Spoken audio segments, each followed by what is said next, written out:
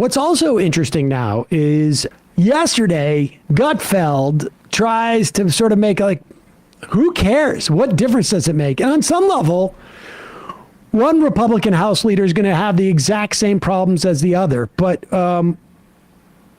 what's clear is this is going to be bad for the Republicans in a year from now. I mean, Kevin McCarthy is going to go out there and he's going to raise funds, but he's going to try and raise money for a majority, but it's going to be a little bit different because he's not going to have the same level of control, to the extent that he had any, over the caucus. But here's Greg Gutfeld basically saying like, nah, what difference does it make? Can't explain or persuade your point without putting people to sleep, you lose. These parties, we realize, are not mirror images. One wants to win and the other doesn't. They shot themselves in the foot, and by foot I mean head. It's okay. So they broke promises. I had to go find out what these promises were, right? He promised to use the 2022 baseline numbers as appropriation numbers for this year, and he didn't. Are you angry? He promised not to let bills pass with support of more Dems than Republicans. Maybe he didn't. Are you pissed? I don't know. Not to take up a bill. First off, it has been so sacrosanct. Was it the Hastert rule that existed for like over a decade that you cannot pass a bill without a Republican majority?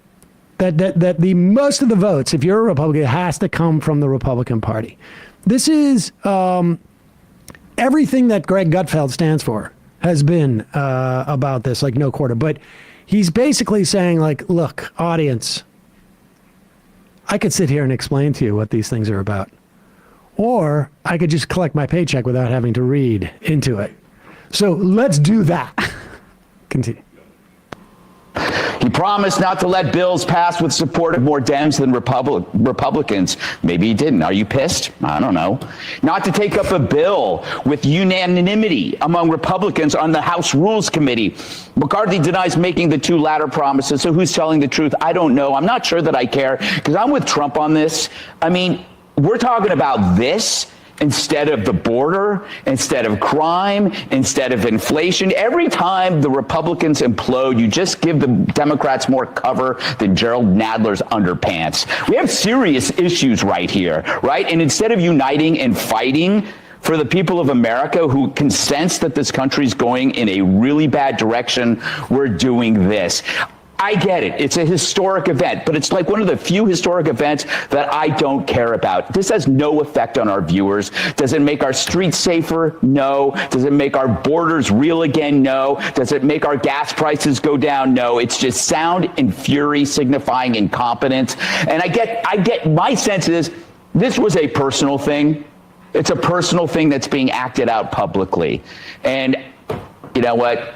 It's kind of pathetic. But that's my opinion, right. And I'll be going now. Right. So, the Speaker, Gutfeld. Yes. Where's your gavel? We got to shine something. Judge, can I borrow your gavel? Right. Yes, you can. So, I mean, the idea here is that it's not relevant, but of course, everything that he supposedly wants to have happen would have to be passed as a law. And of course, they can't do that because there's no...